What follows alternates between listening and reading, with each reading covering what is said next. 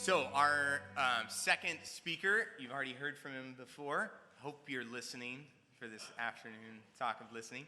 I believe we're going to get a little chance at the end to dialogue, and that'll be great. So Dr. Doyle Srader has until 2:05, and here we go.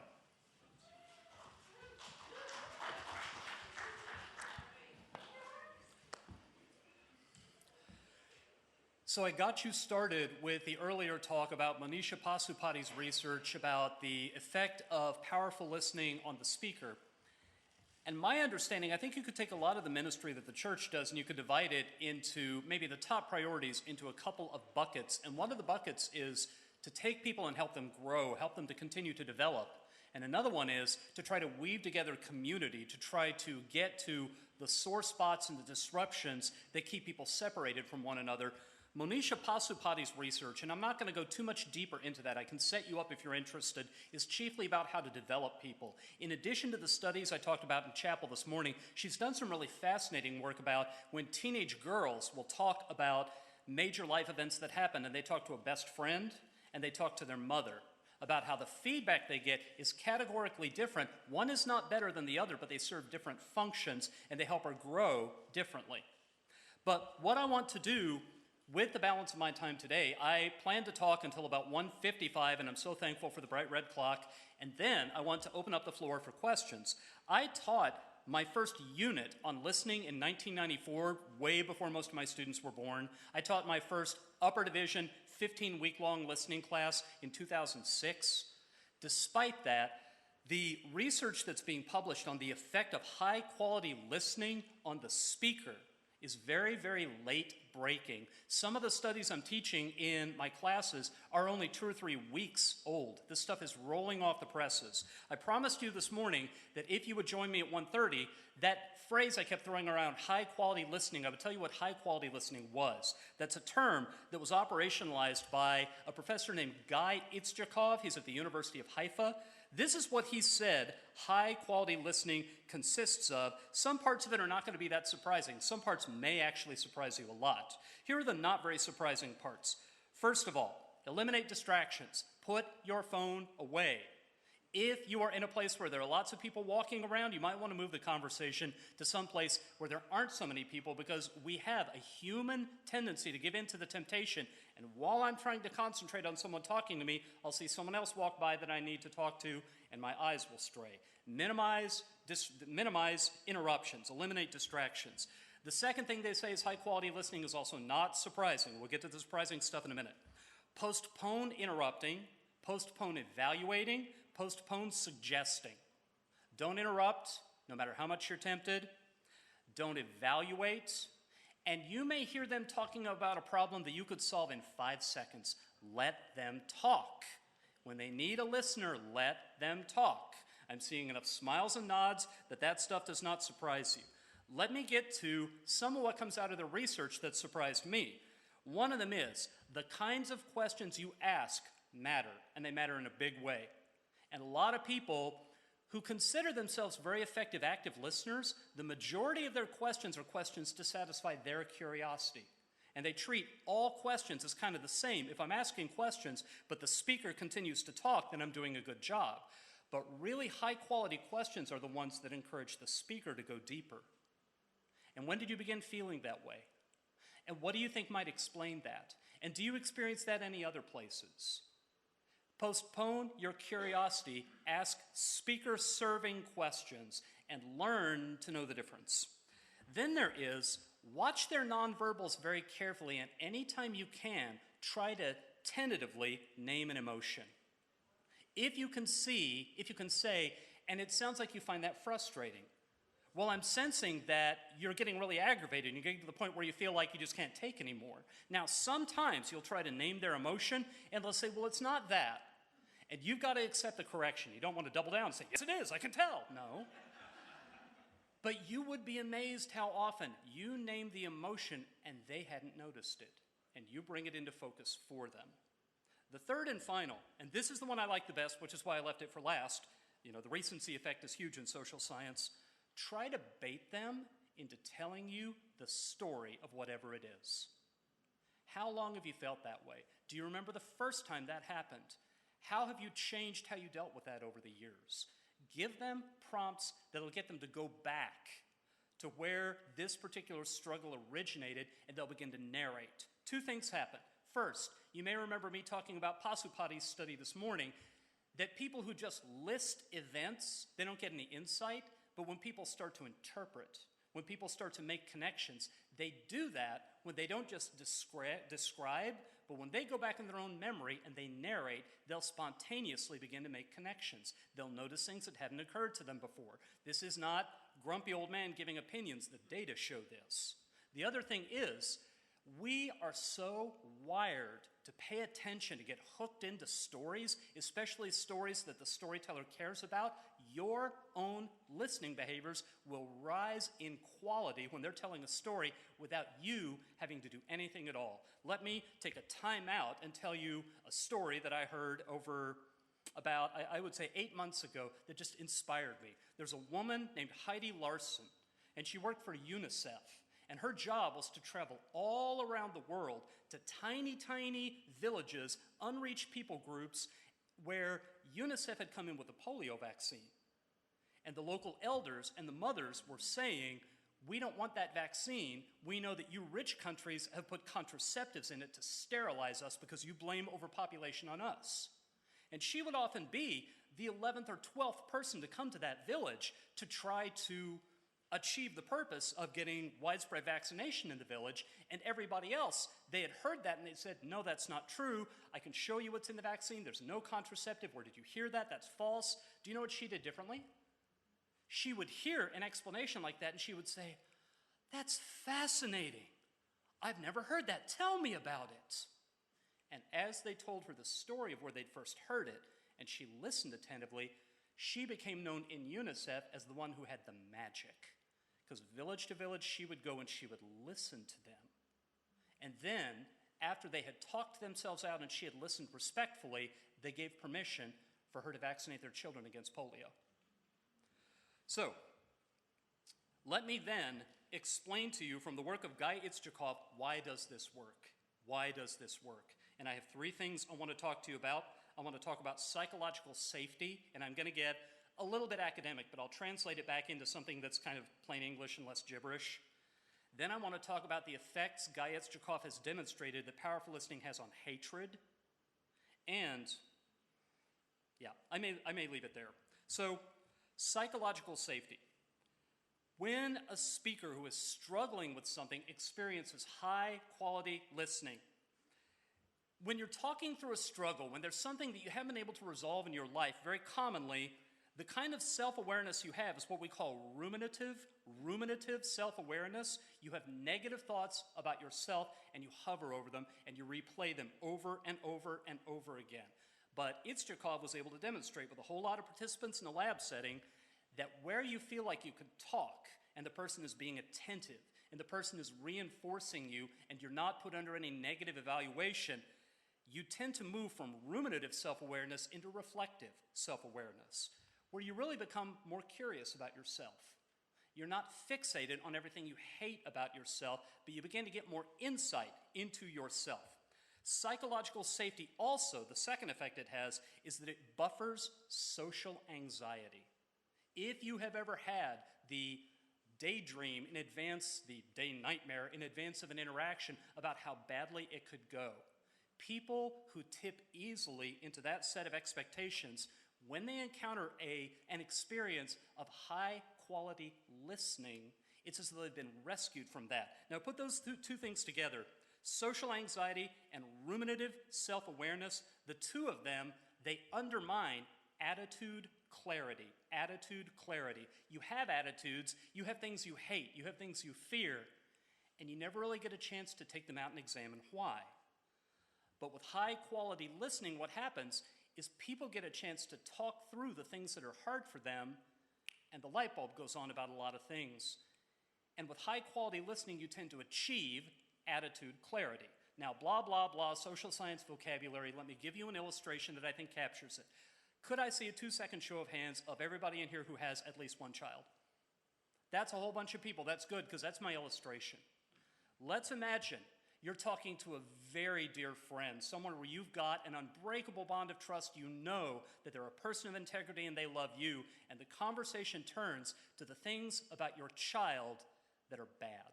Their dark side, their weaknesses, the things about which they are cruel, the things about which they're ignorant. It might be safe enough to talk to that friend in a completely safe setting about that. Now imagine someone has come and they're attacking your child. You going to talk about it then? You are going to circle the wagons and defend your child. Anytime you feel like you got to defend your kid, it is just about impossible for you to think about your kid's shortcomings. But in a situation of perfect safety, you who love them, you who know them probably better than anybody, you are very clear on what they are. And high-quality listening, giving people a sense of psychological safety, the things you don't like about yourself, you can look at very closely. You can examine them. And what Ishtrakov has demonstrated in a whole lot of studies is people's attitudes become more clear, but they don't become more polarized. They wind up with an intent to express those attitudes, but not with an intent to persuade anybody else. I am going to make a very dangerous confession, standing only a couple of 100 feet from our neighbor across the street. I can't stand football. I mean, I'm from Texas, and I can't stand football. And I have made so many people curious with that over the years. A lot of people have given me high-quality listening. How does a Texan not like football? And I've talked it through enough. I live across the street from Autzen Stadium, and do you know what I've seen for myself? I've seen a whole lot of people headed in to Autzen to watch a football game, and I've seen how much joy they have and how much they're enjoying the company of the people that they're going with. And I've come to a point where instead of saying, football's terrible, football ought to be outlawed, now I can say, you know what, football's not for me, but good for them. And that's a little bit more clarity about the attitude and a little bit less of a drive to try to defeat people who don't share the attitude. Now, the one body of research that came out of that, I always say this made my hair stand up and people look at me funny. I'm referring to the hair on my arms. Really, when I read the Pasupati study about how it helped teenagers advance toward full adulthood through emerging adulthood, that was a wow moment. That was a goosebumps moment. Here was another goosebumps moment, and this is only about a year old. This was a 2021 study, March, I think. So what Ishtrakov did, he recruited people. He said, if you want to take part in this study, you need to be able to identify for me what people you hate. And so people showed up to participate in the study, and he said, okay, who do you hate? And they said, people who don't use their turn signal. And he said, no.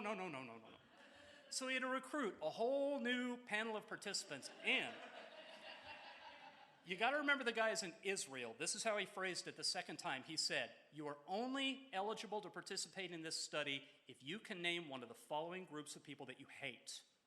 Black people, gay people, trans people, homeless people, Palestinians. Name one of the five.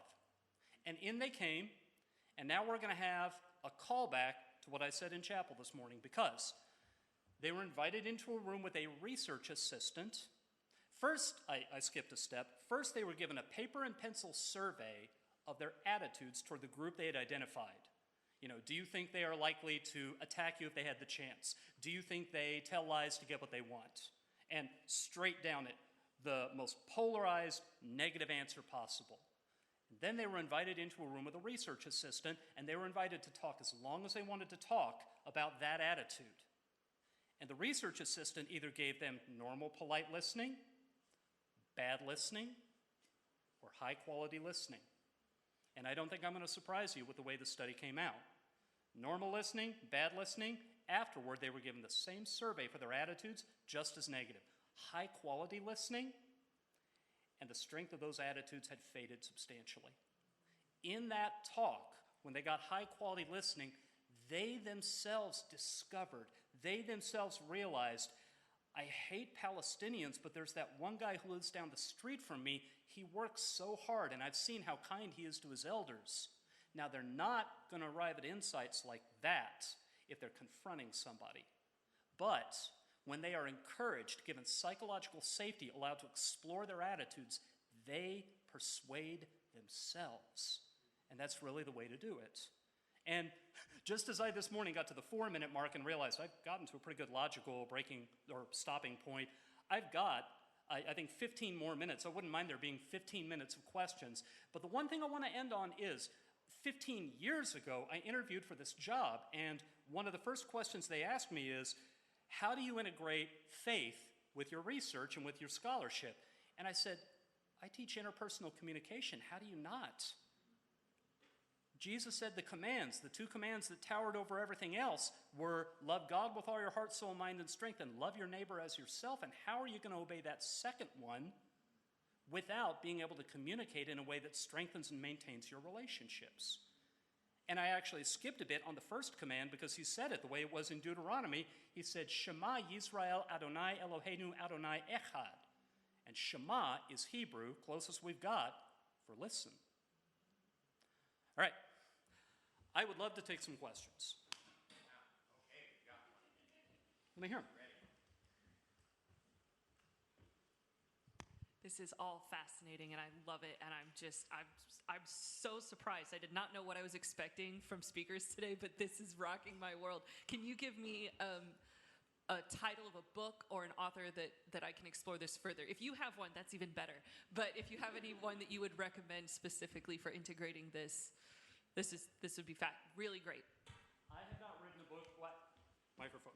I have not written a book because I'm too busy teaching people like Gianna, and so I've never written anything down. But I sent Lars yesterday a folder on my Google Drive that's got a chapter that Guy Itzchakov wrote about what high-quality listening is, and I also put the seminal studies that I cited today, the hatred study and the emerging adulthood study, in that folder.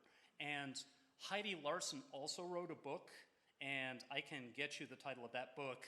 You could also just search on Amazon. I think there's only one Heidi Larson who's got a best-selling book, and it's Larson, I think.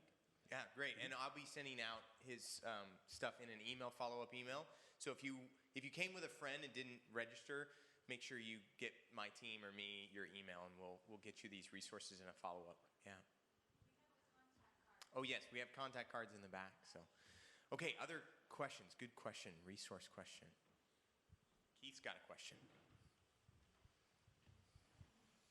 You're in a room of public speakers. Sure.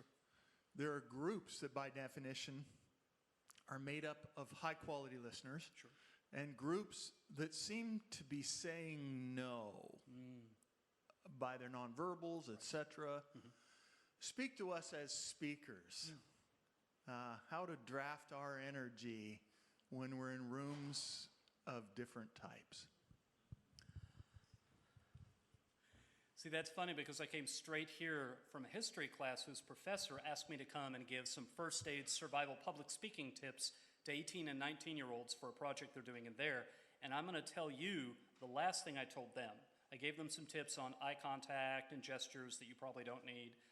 But I got down to what do you do with the fear of public speaking, and I think your fear of public speaking is under control. But I have my tips I give for the fear of public speaking. The very last one I give is the one I carried around in my head for probably 10 years and only started sharing with my students the past 2 or 3 years, which is, you look out at the audience before you begin and you love them.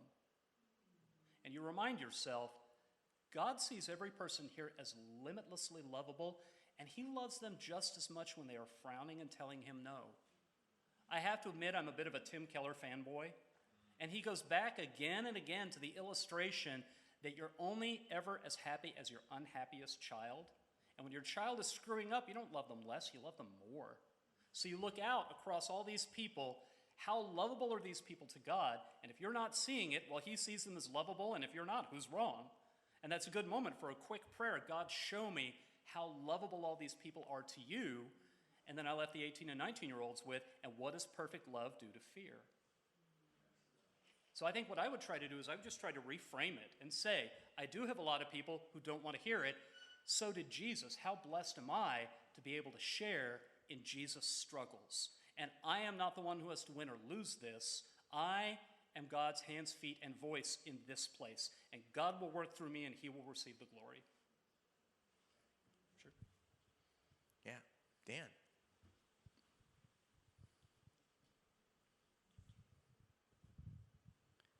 How do you develop high-quality listeners? How do you develop them? I I teach a class in listening, and if people show up and they're motivated and they want to become high-quality listeners, I have a couple of people here who've taken it. If they want to become high-quality listeners, I say that the skills that you got to work on, I've always said there are 3 skills you got to work on. One of them is, it's a word that's acquired some baggage in Christian circles, but we had it first, and other people put vocabulary on top of it. The concept is mindfulness, and really the concept is practicing being still, practicing keeping your attention right where you want it. And a lot of people in your church probably have a hard time keeping their attention something for a good 15 seconds. But you work on it, and you work on it a little longer every day, just like you go and lift weights every day, and you realize at some point the very best mindfulness exercise is to sit with someone who really needs a listener and put your attention on them and not let it move. Not only is that growing you and your ability to do this, it's also blessing them. So the second thing is, and this is more true for my male students than my female students, we work on what we call nonverbal immediacy behaviors. Look people right in the eye, reflect their emotion. If they tell a sad story, look sad, lean forward a little bit, don't tower over them, be on the same level they are. So those kinds of skills that show that you're listening, we call that active empathic listening. You experience the emotion, and they also know that you experience the emotion. When that connection is made, then you've successfully done active empathic listening. And the third kind of pillar skill is memory. Getting to where you can recall not only the beginning of a longer and more complicated thought that they worked through, but you can remember from encounter to encounter what they told you previously. And what the research tells us is what you give high quality attention to, you are far more likely to remember. So as you learn to hold your attention still, your memory tends to improve. Because I'm a teacher and I spend my time in a classroom, you ask me how to develop high quality listening, and what do? I lay out a curriculum for you, but I'm going to go back to where my answer began. If that's what people want, if they feel highly motivated to become high-quality listeners, that chapter that I've got, that Guy Itzchakov wrote, actually they wrote it together, that chapter will give them what the objectives ought to be, what the challenges are, and if they're motivated enough to really work on it in the listening opportunities in their daily life, they will make practice, or they will make progress, is what I mean. How about one more? Yeah.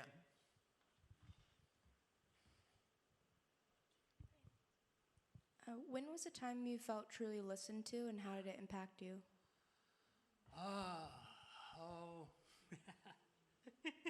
This is my punishment for all the times that I put other people on the spot. You are getting revenge for them. When have I felt really listened to? Oh, I know what it is. Oh, wow. So, my students hate hearing this. When I was in high school, okay, I got to where I was 14 years old, and this is in 1983. My mother said to me, my mother worked at the church, she said, I've gotten you a job, you're going to work in the church nursery.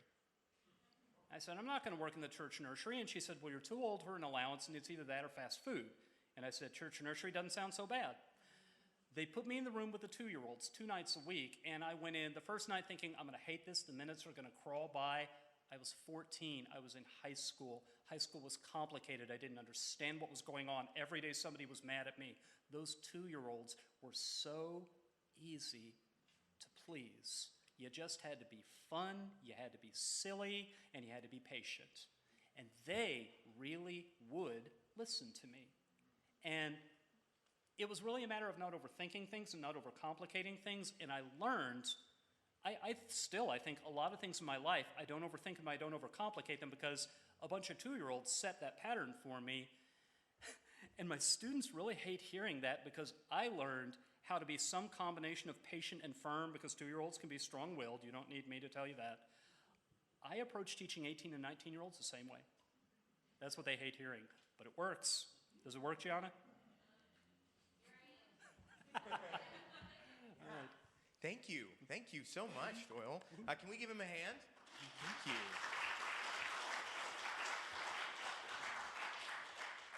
This is recorded, by the way, so if you want the recording, Lars will have it. Yes, we have video, and it will go on our website. The 11 o'clock is already live streamed, and so there's that on our chapel page. This is a good time for me to mention that on our chapel page in 2 weeks, we're going to have student speakers, student preachers. So part of our spring every year is to have this preaching class, and they're going to be preaching during chapel. So if you want to come back on a Tuesday or Thursday at 11 o'clock, you're always welcome to come to our student chapels over in the Morris Center.